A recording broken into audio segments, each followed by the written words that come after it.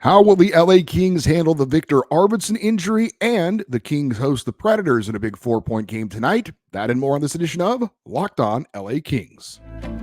You are Locked On Kings, your daily podcast on the Los Angeles Kings. Part of the Locked On Podcast Network, your team every day.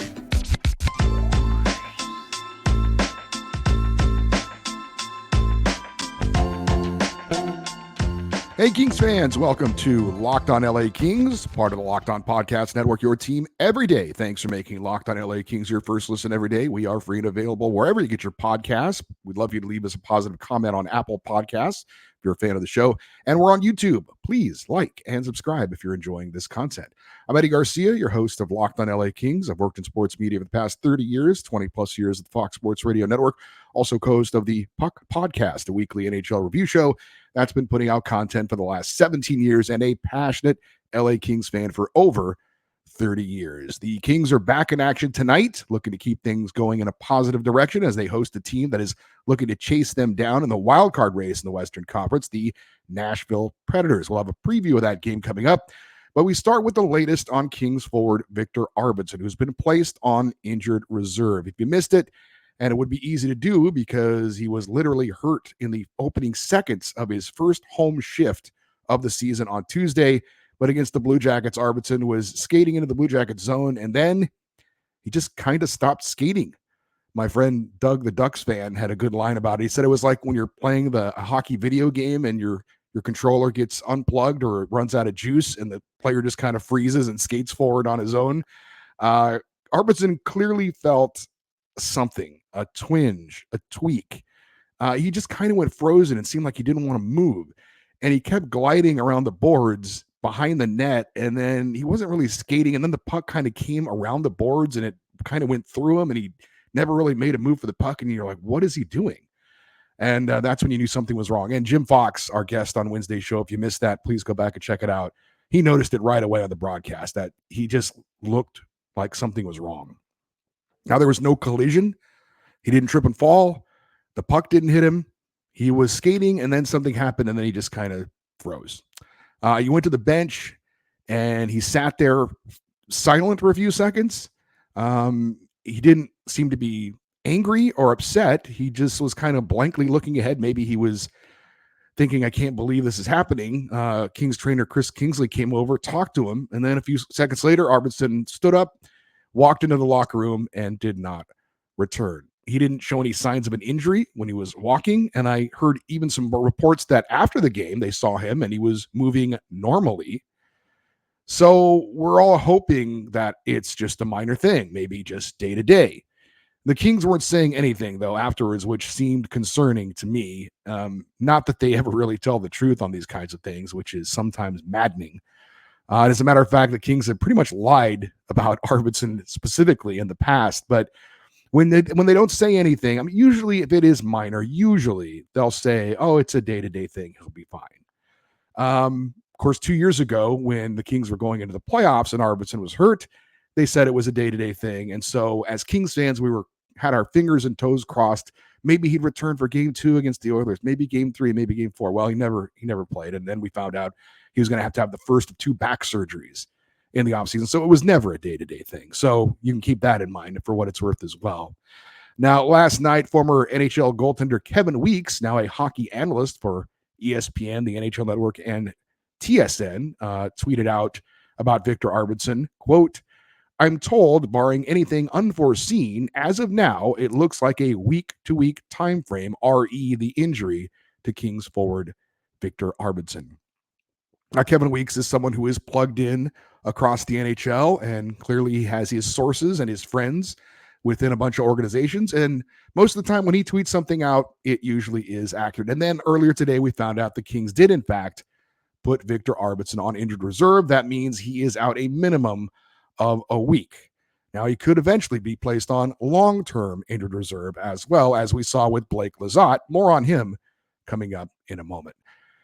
I actually will say I hope they do put Viktor Arvidsson on long-term injured reserve, not because I'm hoping that he's seriously injured, but I think at this point, it will benefit the Kings and Arvidsson to hold him out regardless of what this injury is. Now, clearly it's at least a week, and Kevin Week says week to week. That's probably accurate.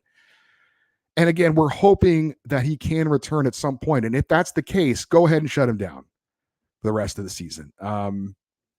There are too many reasons why that makes too much sense. Now, there's 8 weeks left in the regular season, which ends on April the 18th. That seems to be, if it's a week-to-week injury, plenty of time and then some for Viktor Arvidsson to get whatever it is right. And again, we're speculating on this, but to get right and be ready for the playoffs. Now, when I heard that Viktor Arvidsson had injured himself right before the start of the regular season, and it was going to be a second back surgery, and you looked at the timeline and you're like, okay, yeah, he could come back sometime maybe in February, but why? Let's just go ahead and hold him out. We know the Kings salary cap situation, and in the end, bring him back for the playoffs, and the Kings can use that salary cap space to make themselves better.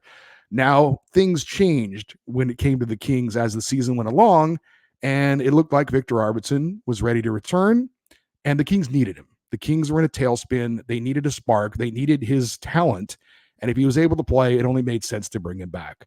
Now, I had kind of assumed that the Kings would be one of the better teams in the Western Conference, as we saw earlier in the year, and there would be no need to bring him back early, quote unquote early, but obviously things and circumstances changed. But if you just maybe are a Kings fan, maybe you don't follow the entire NHL, this is something we've seen other teams across the league do year after year to their great benefit, and teams that have won Stanley Cups recently have used this loophole in the NHL rules to benefit themselves. And I'm saying, why not us? Patrick Kane, I think, was the first one who really kind of did this with the Blackhawks. He got hurt later in the year.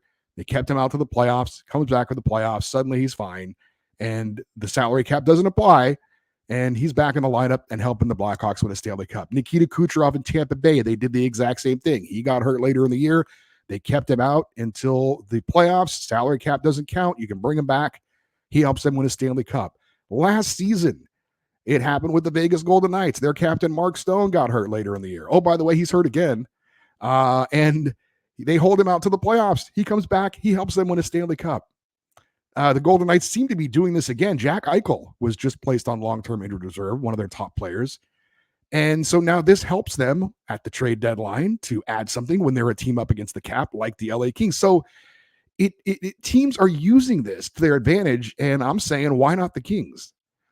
Now, is this salary cap circumvention? Yes. Is that supposed to be against the rules? Yes. Does the NHL do anything about it? No. So why shouldn't the Kings take advantage of this? It would be stupid not to. And the NHL clearly doesn't care about this because there's been zero talk about changing the rules. So if the Kings can take advantage of this situation, and it seems almost to be, and again, I understand we're speculating on what the injury is, but if it is a week-to-week injury, and Arvidsson has now been injured for a second time this season, it just makes too much sense on both sides to have Arvidsson get the extra rest he needs to be ready when we need him the most in the playoffs, because it looks like the Kings have righted the ship, and I think they're going to be okay to make the playoffs. I feel very comfortable about it at the moment. And with his salary off the books, it helps the Kings to be flexible to add something at the trade deadline. And then you bring him back when the salary cap doesn't apply in the postseason, and you're off. It just makes too much sense. Just like when the Kings, it made too much sense for the Kings not to make a coaching change at the All-Star break, to have the bye week and then come back and kind of reset with Arvidsson back in the lineup. Seems to me that this is a no-brainer. Now, the one caveat would be that the Kings slip back into a tailspin, are fighting for their playoff lives. And if Viktor Arvidsson is available in, say, a month and you need him, well, then that changes things, because it doesn't matter. Why hold him out for the playoffs if you don't make the playoffs? Otherwise, though, I would absolutely sit Viktor Arvidsson for the rest of the season, and fingers crossed that it's a week-to-week injury, but he can come back for the playoffs because he's a very, very important player for the LA Kings. There is one injury note to pass along other than Viktor Arvidsson, and it is some good news. Kings center Blake Lizotte activated today off of a long-term injured reserve, and he will play tonight against the Nashville Predators. We'll tell you where he slides into the lineup in a moment. Lizzo has been out since January the 15th with a lower body injury. He has 5 goals and 9 points in 34 games this season. So Blake Lizotte back in the lineup for the LA Kings tonight against Nashville. We are going to preview that big game tonight against the Predators. That's next here on Locked on LA Kings, your team every day. Hey, do you love making money but also love spending money? Don't we all? Now you can make money while you spend it big time while shopping with Ibotta. Ibotta is a free app that gives you the most cash back every time you shop on hundreds of items, from groceries to beauty supplies to toys. You can make sure you're beating inflation no matter what you're purchasing. The average Ibotta user earns $256 per year. Other apps give you points that don't amount to much. With Ibotta, you just add options in the app, upload the receipt, and you get real cash that you can cash out into your bank account, PayPal, or gift cards. Join over 50 million users and earn cash back every time you shop from over 2,700 brands and retailers, including Lowe's, Macy's, Sephora, Best Buy, and more. Right now, Ibotta is offering our listeners $5 for just trying Ibotta and using the code LOCKEDONNHL when you register. Just go to the App Store or Google Play Store and download the free Ibotta app and start earning cash back using the code Locked On NHL. That's Ibotta, Ibotta, in the Google Play or App Store, and use the code Locked On NHL. Hey, Locked On has launched the first ever national sports 24/7 streaming channel on YouTube, and now you can also find it on Amazon Fire TV. Locked On Sports Today is here for you 24/7, covering the top sports stories of the day with local experts of Locked On, plus our national shows covering every league. Find the Locked On Sports Today channel now on Amazon Fire TV. Well, the LA Kings are back in action tonight against the Nashville Predators in a 4-point game, implications in the Western Conference wildcard race. And let's get to the lineup for your LA Kings tonight, because it is a bit different.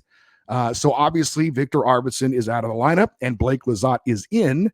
So how does that factor into the lines? Well, Trevor Moore moves off of the top line and to the second line, replacing Arvidsson. Alex Laferriere takes Moore's spot on the top line, and Lizotte will take Laferriere's spot on the third line. The fourth line remains unchanged. So the top line is Kopitar, Kempe, and Laferriere. Danault, Fiala, and Moore, the second line. Third line is Dubois, Byfield, and Lizotte. And the fourth line is Turcotte, Kaliev, and Lewis. And I saw this on X, Twitter, and I want to give credit where credit is due. This comes from Hardcore Dowdy at Cal Stanvard. And this person said that after the Arvidsson injury against the Blue Jackets, the Kings then used 27 different line combinations while skating 5-on-5. Now, I didn't double check his work, but I did read some of his tweets, and the guy seems like he's pretty smart. So I'm going to take his word for it. If that's true, then obviously this little bit of line shifting isn't going to amount to much. And I actually think this could be a positive thing for the Kings. And we talked about it with Jim Fox on Wednesday's show. One of the things that has been different with Jim Hiller, as opposed to Todd McClellan, is he's been very, very open to trying a lot of different line combinations, even within games, for, when it's situationally advantageous. And sometimes it's because of special teams issues and things like that, but he really mixes it up a lot. And I think that gives players, again, the kind of a mindset of, it doesn't matter who I'm playing with because it could change at any moment. I just need to focus on my game and do my job. And I think that can help players a little bit. So, and it also, you don't want to be reliant on kind of getting into a rut or a routine. When you change things up a lot, it kind of keeps it fresh. So I actually kind of like that this is working for the LA Kings, and they'll be going through it again. And if something happens during a game like it did to Viktor Arvidsson, and you have to really churn things up and put the lines in a blender, the players are like, well, we've done this before, so it's not that big of a deal. As for the LA Kings, they come in tonight's game 28-16-10, fourth place in the Pacific, 7th in the Western Conference, 13th in the NHL with 66 points. LA has won 4 in a row and 5 of 6 since the All-Star break. Kings are 10-9-6 on home ice, coming off a 5-1 win at home against the Blue Jackets on Tuesday. The Nashville Predators are 29, 25, and 2, fifth place in the Central Division, 9th in the Western Conference, and 19th in the NHL with 60 points. Predators are 15, 10, and 2 on the road and coming off a big 5-3 win in Las Vegas over the Golden Knights on Tuesday. Kings are still 15th in the NHL in goals scored per game, 3.13, and now third in the NHL in goals allowed per game at 2.61.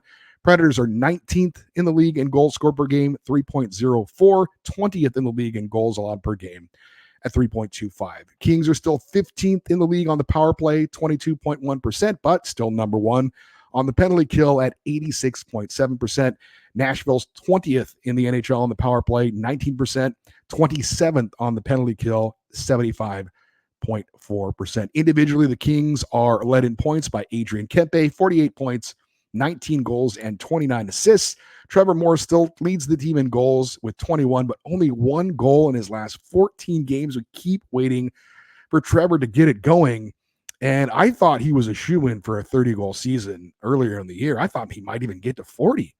And I talked about it, how this didn't appear to be anything fluky. He was scoring high-quality goals, highly skilled goals. And how that's dried up, I'm not really sure. But hopefully he gets on track when it matters most, late in the year and into the playoffs, because they're going to need Trevor Moore's production at some point. He has just 5 points in his last 14 games as well. For Nashville, they're led by one man in particular, Philip Forsberg. He leads the team in points and goals, 55 points and 26 goals. They've also got a standout defenseman in Roman Josi, who has 52 points from the blue line. And Ryan O'Reilly, their second-line center, is very good as well, with 20 goals on the season. As for the two netminders, the Kings are returning to David Rittich in net. He is 8-2-3 on the season, with a 2.25 goals against average and a .919 save percentage with one shutout.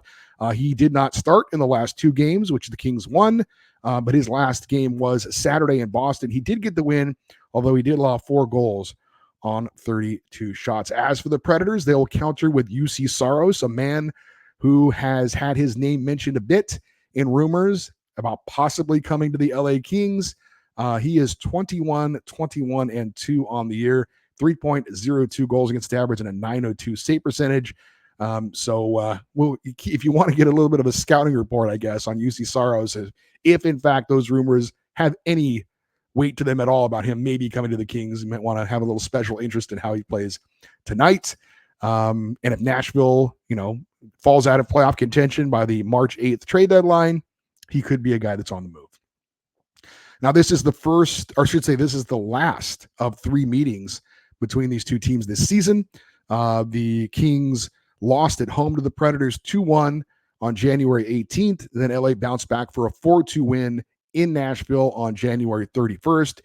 David Rittich in that win did get the victory, allowing 2 goals on 41 shots, and UC Saros took the loss, allowing 3 goals on 23 shots. So should be a very good matchup tonight. 2 pretty evenly matched teams on paper. I think the Kings do have the edge. Both of the 2 previous meetings were basically 1-goal games. Obviously, the first one was a 1-goal game. The second one, the Kings won by 2 goals, but they got an empty netter at the end to make it a little bit more convincing. But this is the 4-point game tonight, right? It's a 4-point game. The Kings win. They'll go 8 points up on Nashville in the standings. And if the Predators can win, they'll move only 4 points back of LA for a wild card spot. So win for LA also could move them into a tie with Edmonton for 3rd in the Pacific Division. The Oilers are not playing tonight, but they have played 2 fewer games than the LA Kings after tonight's game. So the Oilers do have games in hand. But the Kings not only looking to solidify their spot with a wild card spot, but also to gain some ground on the couple of teams that are in front of them in the Pacific Division standings as well. We will check in on the playoff picture in the Western Conference, tell you what other games you might want to be interested in tonight as well. That and more here on Locked On LA Kings, your team every day. We are driven by the search for better, but when it comes to hiring, the best way to search for a candidate isn't to search at all. Don't search, match with Indeed. Indeed is your matching and hiring platform with over 350 million global monthly visitors, according to Indeed data, and a matching engine that helps you find quality candidates fast. Ditch the busy work. Use Indeed for scheduling, screening, and messaging so you can connect with candidates faster. And Indeed doesn't just help you hire faster. 93% of employers agree Indeed delivers the highest quality matches compared to other job sites, according to recent Indeed surveys. Indeed's matching engine is constantly learning from your preferences, so the more you use Indeed, the better it gets. Join more than 3.5 million businesses worldwide that use Indeed to hire great talent fast. And listeners of this show will get a $75 sponsored job credit to get your job more visibility. Go to Indeed.com/lockedon. Again, Indeed.com/lockedon right now, and support our show by saying you heard about Indeed on this podcast. Indeed.com/lockedon. Terms and conditions apply. Need to hire? You need Indeed. The LA Kings face the Nashville Predators tonight, 7:30 p.m. Pacific time. Catch every moment of the hometown broadcast of your LA Kings with SiriusXM on the SXM app. Just search LA Kings. And tonight's game is an ESPN Plus game, so no local TV, as Jim Fox told us on Wednesday's show. So if you want to hear the Kings broadcast, Nick Nixon and Daryl Evans, you will need to listen to the Kings audio feed tonight. All right, let's check out the Western Conference playoff race and the Pacific Division standings. And things are suddenly getting a little tight in the Pacific Division. Now, Vancouver is pretty much running away with the Pacific. They've got a 10-point lead on Vegas. But Vegas, Edmonton, and LA right now are only separated by a total of 4 points. And Vegas has got some issues right now with injuries. Their leading goal scorer, their leading points producer, Jack Eichel, placed on long-term injured reserve. He was on injured reserve. Now they moved him to long-term injured reserve. And Mark Stone, their captain, also is out with an injury as well. So Vegas scuffling a little bit. They've got 70 points, and that's good enough for second right now in the Pacific, but only 2 points ahead of the Edmonton Oilers, who have 68 points. And then there's the LA Kings, 66 points. Now, LA has played one more game than Edmonton, but 2 fewer games than Las Vegas. So again, the Kings, we've been thinking about just solidifying that top wildcard spot, and that's absolutely fine. But with Vegas maybe having some injury issues, and Edmonton certainly has cooled off from their lava hot run that they had earlier. So the Kings not quite out of it as far as maybe second or third in the Pacific Division. We shall see. But first things first, just take care of your own business, and we'll see where it leads. As for the wild card spot, the Kings right now have a 6-point lead on St. Louis and Nashville. The Blues currently hold the second wild card spot. They're tied with LA in actually they're 6 points back of LA, excuse me. And the Kings have more games in hand as well. And as for Nashville, obviously the Kings' opponent tonight, also 6 points behind. So again, 4-point game for the Kings and the Predators. If Nashville wins, they move 4 points back. If the Kings win, they're 8 points up on the Predators. So Nashville are going to be highly motivated to come in and get closer to a wild card spot with a victory tonight. Minnesota has played well of late. They're kind of sticking around in the wild card hunt. They've got 58 points, just to mention them at the moment. As far as we know, the big game tonight is in the Western Conference and in the playoff picture, Kings Predators. But some other games tonight of interest. You've got the Blues hosting the Islanders.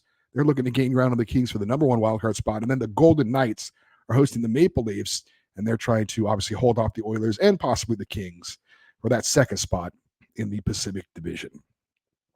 For you everydayers, those of you that listen and watch Locked On LA Kings every day, coming up on Friday's show, we're going to recap, of course, the Kings-Predators game, and we'll have our usual Kings fan feedback show. Now, if you want to get an email in for that show, you need to do it as soon as possible, or at least before early Friday morning. The Locked On Network is moving all of its podcasts to a new hosting site, and that migration is taking place starting at 2:30 p.m. Eastern time on Friday, and they will use the weekend to get that hopefully all settled by Monday.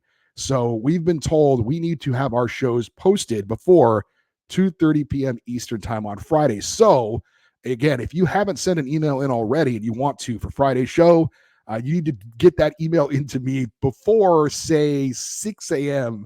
Friday morning Pacific time. So as for the email address to do that, it is lockedoneddie@gmail.com, EDDIE. And you can always leave your comments on the YouTube episodes as well.